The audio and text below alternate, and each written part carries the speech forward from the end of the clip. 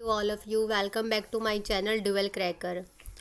हमने chapter number 2 start कर दिया था लास्ट क्लास में और हम उसके कुछ टॉपिक्स जो है कर चुके हैं। अब हमने टॉपिक्स को कंटिन्यू करते हुए चल रहे हैं चैप्टर को।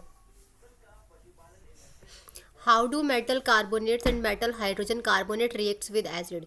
कि जो मेटल कार्बोनेट्स है, कार्बोनेट का मतलब होता है जिसमें कैल्शियम जिसमें CO3 की प्रॉपर्टीज़ होती है। हाइड्रोजन कार्बोनेट मतलब HCO3। ये जब रिएक्ट करेंगे तो किस तरह से जो मेटल कार्बोनेट और मेटल हाइड्रोजन कार्बोनेट है एसिड के साथ में रिएक्ट करेंगे तो क्या फॉर्म होगा, what will be the product. इसमें एक्टिविटी गिवन है। Passing carbon dioxide gas through calcium hydroxide solution. एक कैल्शियम हाइड्रोक्साइड का सॉल्यूशन है जिसमें से हमें क्या पास करानी है, कार्बन डाइऑक्साइड।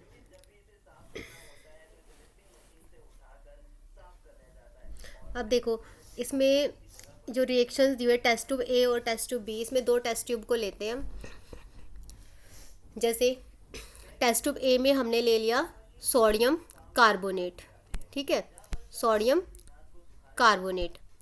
अब इसके बाद में सोडियम कार्बोनेट और HCl, ठीक है। हमने क्या बोला था, जो हम एक्टिविटी जो कर रहे हैं, जो हमने प्रॉपर्टी पढ़ी है वो किसकी है, मेटल कार्बोनेट। देखो सोडियम क्या एक मेटल है, कार्बोनेट साथ में है, साथ में हमने किसके साथ में रिएक्ट कराना है, एसिड के साथ में। तो हम एसिड कौन सा ले रहे हैं, HCl, हाइड्रोक्लोरिक एसिड।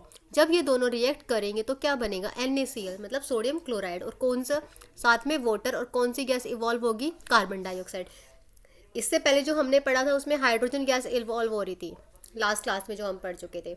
अब देखो दूसरे टेस्ट ट्यूब में हमने क्या लिया, हाइड्रोजन कार्बोनेट, सोडियम के साथ ही लिया, HCl दिया, साथ में सोडियम क्लोराइड, वाटर और कार्बन डाइऑक्साइड। देखो दोनों से सेम प्रोडक्ट बनाया, बट लेकिन क्या थी उसकी अमाउंट जो है, क्वांटिटी क्या है वो डिफरेंट है। देखो यहाँ पे 2 NaCl और यहाँ पे NaCl। On passing the carbon dioxide evolve through lime water. जब हम लाइम वाटर से कार्बन डाइऑक्साइड गैस को पास कराएंगे तो क्या बनेगा, एक वाइट कलर का प्रेसिपिटेट बनेगा जिसको बोलते हैं कैल्शियम कार्बोनेट। ये हम चैप्टर 1 में भी पढ़ चुके हैं। और साथ में क्या बनेगा, वाटर। तो आपसे क्वेश्चन पूछा जाएगा कि जब हम कार्बन डाइऑक्साइड को, यहाँ से MCQ बनेगा, कार्बन डाइऑक्साइड जो है लाइम वाटर से जब हम पास करेंगे तो क्या प्रेसिपिटेट बनेगा, कौन सा बनेगा। तो आप क्या बताओगे, इसका जो प्रेसिपिटेट बनेगा वो बनेगा कैल्शियम कार्बोनेट। और साथ में कौन सी गैस, साथ में क्या बनेगा, साथ में वाटर बनेगा, और ये वाइट प्रेसिपिटेट है।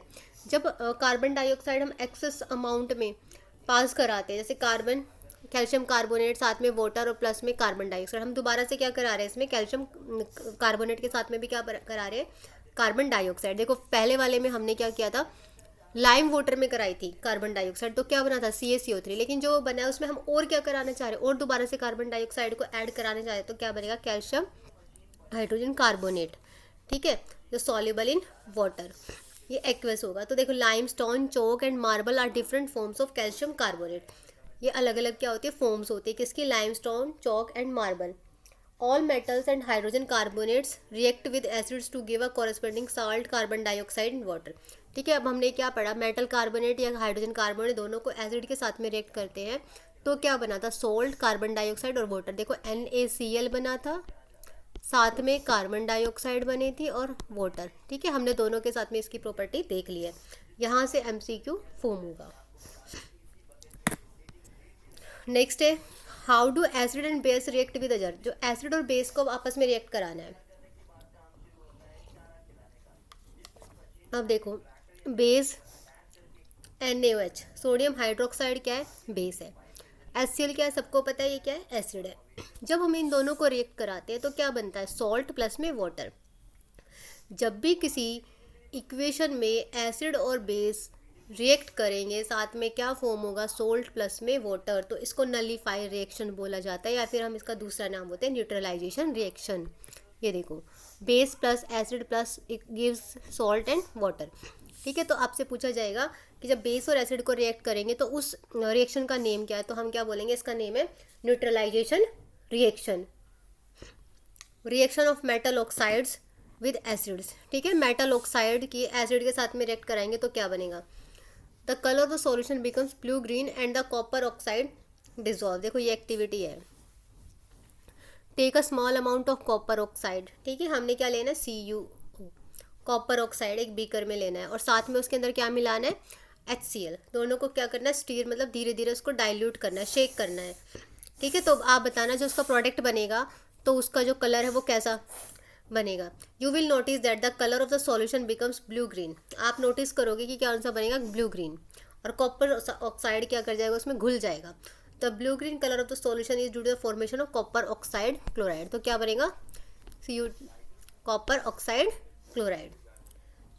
This general reaction between a metal oxide and acid can be written as, देखो ये वाली,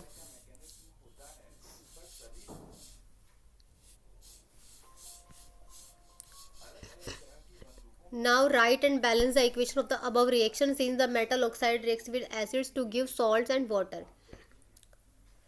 अब ऐसे ही और भी आपको रिएक्शंस जो है लिखनी है। ठीक है, दोनों क्या आते हैं, एक एसिड था और एक बेस है, साथ में क्या बना दे, कॉपर क्लोराइड, और साथ में क्या बनेगा, वाटर। अब क्वेश्चन देखो यहाँ से बनेगा, मेटल ऑक्साइड्स को हम क्या बोलते हैं, एसिडिक ऑक्साइड बोलते हैं, बेसिक ऑक्साइड्स, तो कौन सा बोला जाएगा, बेसिक ऑक्साइड्स।